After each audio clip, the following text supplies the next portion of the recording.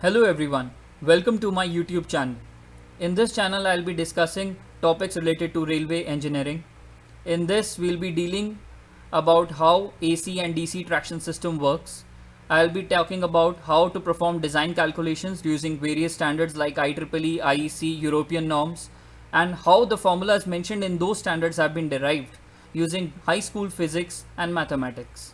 Apart from that, I'll also be dealing regarding earthing and bonding, electromagnetic compatibility, and stray current issues which are currently popular.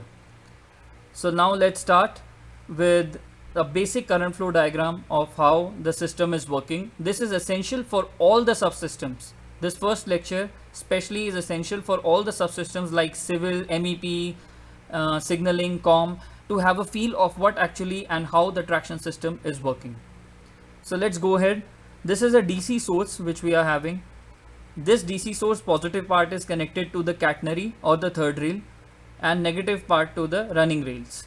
This is called return system, which will be dealing details in the stray current system lecture.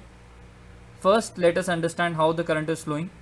This current flows from the positive, that is through the third rail, and then enters into the train, and then from the wheels of the train it goes back to the DC source via running rails. So this is how the current is flowing. The voltage here is 790 to 800 at no load. This is a DC voltage and train is running across this voltage. Now then we'll understand how this power is coming. We'll move on to how the power flows to the train. So first of all, the power is taken from a grid substation. This is normally 132 or 220 kV. In DC traction system, this voltage is converted to 33 kV. Once this is converted to 33 kV, it is fed to the RSS. This RSS is called receiving substation, and from this it goes to the traction substation. So I have drawn the power flow in both the directions because in regenerative braking, which we will discuss later, the train gives back the power and it goes back to the receiving substation and sometimes to the grid too. So I have mentioned this distance as 1 to 10 kilometers as it is preferable distance. It is not mandatory to have only till 10 kilometers. It can go up to 70 or 80. It depends upon the nearby distribution substation available from where we can tap our supply. But as the distance increases, the voltage drop will increase and you will have to go for higher cable size and more number of runs. So it's efficient to have 1 to 10 kilometers. Now this TSS is every 2 to 3 kilometers apart. Why this is 2 to 3 kilometers apart? It is dependent upon the traction simulation report, which calculates the voltage drop requirement as per standards, which we will be discussing later. But this TSS can also be 4 or 5 kilometers apart. Generally it is 2 to 3 kilometers apart. So now this 132 kV is converted to 33. It goes to RSS, where it is converted from 33 and goes to the TSS using a ring main scheme. Now we'll enter to the main part of this lecture, which is a block diagram approach of understanding how the traction system is running. So the three-phase supply has entered into the traction substation. Now from this 33 kV supply can be fed to get a DC voltage to a rectifier. But we cannot directly feed this 33 kV. Why? Because this is governed by a simple equation, which is VAC, that is voltage AC RMS, multiplied by 1.35 gives you voltage DC. So as the output requirement is 790, so you divide this by 1.35, you get an AC voltage of 580 to 585, 590 volts. That means you need to convert this 33 kV to a lower voltage using a transformer, and then it becomes 585 to 590. You feed it to the DC rectifier, which is normally a 12 pulse rectifier with 2 6 pulse in parallel. Due to this 6 pulse, it comes out, this factor comes out 1.35. This 1.35, how it is derived, we will be discussing in the next lecture. So now the AC voltage is converted to DC. We get 790 to 796 volts at no load. And then this DC voltage is fed to the third rail and the running rail. Once the train comes across this, it takes the supply and gives it to the motor. So you might be thinking, when it's a DC supply, then it shall be a DC motor. But no, all the trains are running on three-phase induction motors. Earlier it used to be DC series, but now there is no DC motor. We are always using this three-phase induction motors. That means we need to convert this DC back to AC. So if we need to convert DC back to AC, then why to convert first to DC itself?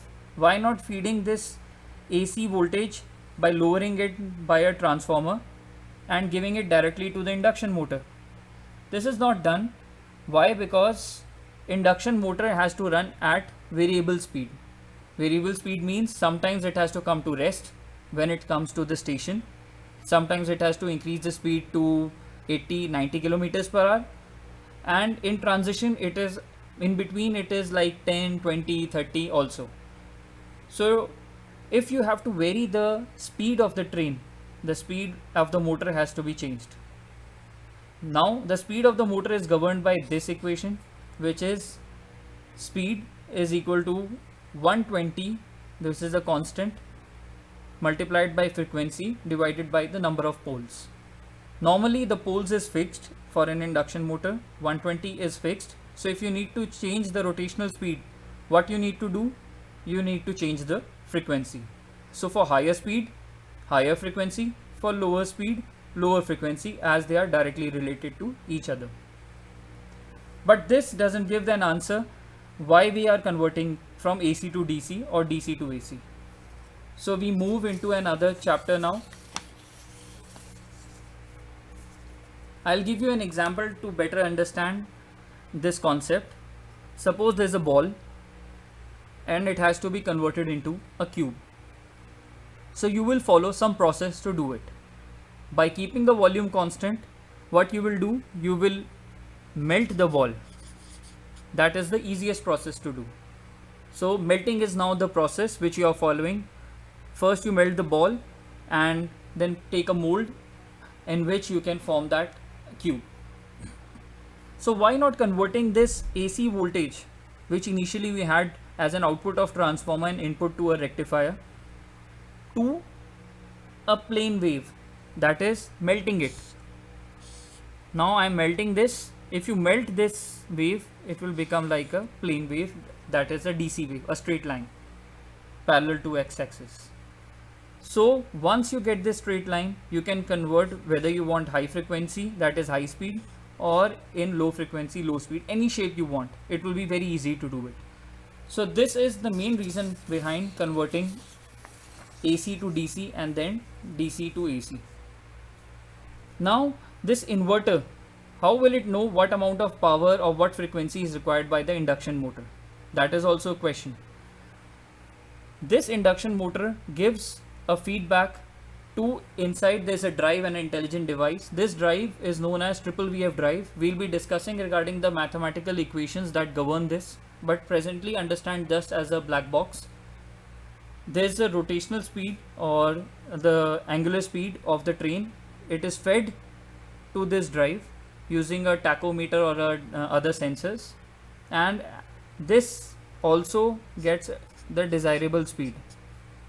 This desirable speed is initially fed into the train itself, into the intelligent system itself inside, which is governed as per the gradient, where it is presently train is now, and how much far it is from the next signal or the next passenger station. So they compare the speed, what the actual speed is and what is desired, and according to this comparison they produce something called gate pulse. This inverter you can assume as a series and parallel combination of taps that are there in wash basin when you go and wash your hands. So sometimes you need more amount of water to come out of the tap. So what you do, you turn the knob and change the position so that more amount of water flows, and accordingly when you do not need high speed water coming out or more amount of water, then you lower the tap position or change it to some position so that the water is not coming out. Now assume this tap as an inverter and your hand as a gate pulse and the brain as the drive which I am speaking about. So accordingly, now this tap, which is an inverter, can decide by the brain decides what amount of power has to be given to the induction motor. This is why we use an inverter and how it works and how it gets. So we'll be discussing more of these topics. I'll just give you a diagram to get a feel of it, a circuit diagram. I have not drawn a proper circuit diagram, just I drawn to make you feel. This is two 6-pulse rectifiers connected. These are the transformers.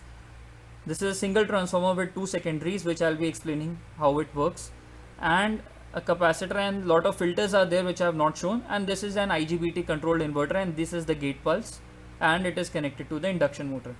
Like this, we'll be discussing lot more topics in further lectures, and not only block diagram, but we'll be going more into the details of every block diagram or every equipment inside and how it is designed.